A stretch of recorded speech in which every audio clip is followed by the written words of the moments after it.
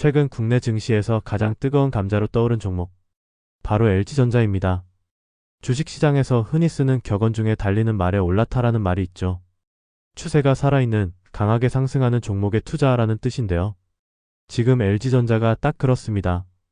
데이터를 먼저 짚어보겠습니다. 지난 2월 초, LG전자의 주가는 10만원대 초반에 머물러 있었습니다. 그런데 5월 13일 기준 주가가 19만 1,400원까지 치솟았습니다. 불과 3개월여 만에 90%가 뛴 셈입니다. 시가총액이 수십조 원에 달하는 대형주가 단기간에 이런 움직임을 보여주는 건 드물죠. 특히 이번 주 들어서의 기세는 더욱 무섭습니다. 이번 주에만 24.1% 급등. 시장의 수급이 블랙홀처럼 빨려 들어가고 있는 형국입니다. 그래서 오늘 방송에서는 이 질문에 대한 해답을 파헤쳐 보려고 합니다. 단순히 주가가 올랐다는 현상을 넘어서 기업 내부의 체질 개선, 글로벌 IT 시장의 트렌드 변화, 반드시 점검해야 할 리스크 요인까지 분석합니다. 채널 고정. LG전자를 바라보는 시각이 완전히 달라졌습니다. 과거 우리가 알던 LG전자는 가전은 역시 LG, 즉 세탁기, 냉장고, TV를 잘 만드는 BEC 제조업체였죠. 하지만 2026년 현재 LG전자를 더 이상 단순한 가전회사로 평가하지 않습니다. 이번 주가 급등의 가장 핵심적인 배경은 사업 구조의 근본적인 전환이 숫자로 증명되기 시작했다는 점입니다. 첫 번째 핵심 동력은 VS 사업본부, 즉 전장사업의 폭발적 성장입니다. 전기차 시장의 캐즘 우려 속에서도 LG전자는 완성차 업체들과의 끈끈한 파트너십을 바탕으로 수주 잔고를 착실히 쌓아왔습니다. 인포테인먼트 시스템부터 전기차 파워트레인, 차량용 조명까지 모빌리티 전반을 아우르는 포트폴리오가 강력한 수익 창출원으로 자리 잡았습니다. 단순한 부품 공급사를 넘어 미래 모빌리티 두뇌와 신경망을 제공하는 플레이어가 됐죠. 두 번째는 BEV 비중의 압도적인 확대입니다. 시스템 에어컨을 비롯한 냉난 반공조 HVAC 사업은 전 세계적인 친환경 트렌드와 맞물려 북미와 유럽 시장에서 폭발적인 수요를 만들어내고 있습니다.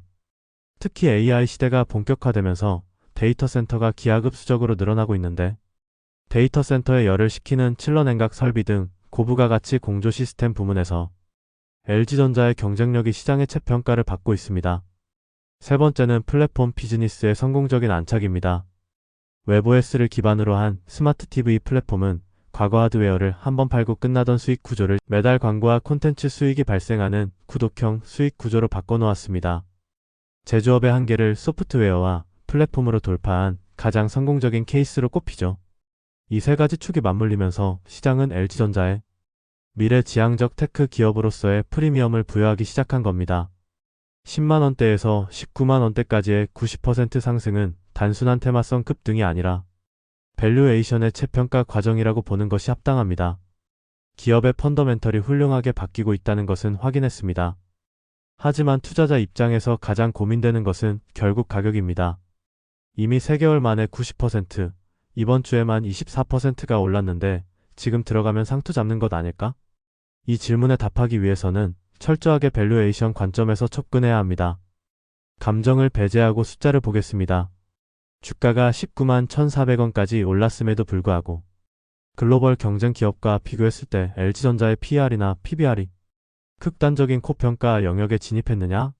증권가 애널리스트들은 아니다라고 분석. 과거 가전 중심이었을 때의 밸류에이션 잣대를 들이대면 비싸죠. 하지만 지금은 전장, 고효율 BEV 공조 시스템, 플랫폼 사업으로 체질이 바뀌었죠. 타깃 멀티플, 즉 목표 배수 자체가 상향돼야 한다는 논리가 지배적입니다. 다만 단기적인 관점에서는 기술적 과열을 주의해야죠. 주식시장에서 영원히 오르는 자산은 없습니다. 일주일 만에 24%가 급등했다는 것은 단기 차익 실현 매물이 언제든 쏟아질 수 있는 변동성 구간에 진입했다는 뜻. 따라서 달리는 말에 올라타느냐의 문제는 여러분의 투자 시기에 따라 달라집니다. 만약 단기 트레이딩을 목적으로 접근하신다면 리스크 대비 기대 수익이 낮을 수 있습니다. 하지만 여러분의 시선이 올 하반기, 내년, 그리고 그 이후의 모빌리티, AI 생태계 확장을 향해 있다면 이야기는 다릅니다. LG전자의 BEV와 전장사업의 수주 잔고가 실적으로 온전히 바뀌는 사이클은 이제 막 중반부에 진입했을 뿐입니다. 장기적인 체질 개선을 믿는다면 단기적인 변동성을 감내하고 분할 매수로 접근하는 전략은 여전히 유효해 보입니다. 투자의 세계에서 무조건은 없습니다. 완벽해 보이는 상승장 속에서도 우리는 반드시 리스크를 점검해야 합니다. 첫 번째는 글로벌 거시 경제 환경입니다. 여전히 높은 인플레이션 압력과 금리 정책의 불확실성은 소비재 위축으로 이어질 수 있습니다. BEP 비중을 크게 늘렸다 하더라도 LG전자 캐시카우 중 상당 부분은 여전히 프리미엄 가전과 TV 시장에 의존하고 있습니다. 글로벌 소비 심리가 급격히 얼어붙는다면 단기적인 실적 타격은 불가피합니다. 두 번째는 전장 사업의 마진율 방어입니다. 전기차 시장의 경쟁이 격화되면서 완성차 업체들이 부품 단가 인하 압박을 강하게 넣고 있습니다. LG전자가 아무리 기술력이 뛰어나다고 해도 산업 전체 단가 인하 압력을 완전히 피할 수는 없습니다.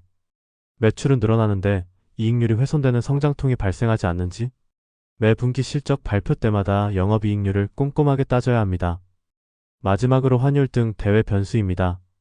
수출 비중이 절대적인 글로벌 기업인 만큼 불안정한 환율 흐름은 실적의 착시 현상을 일으키거나 긍정적 모멘텀을 상쇄시킬 수 있는 요인입니다.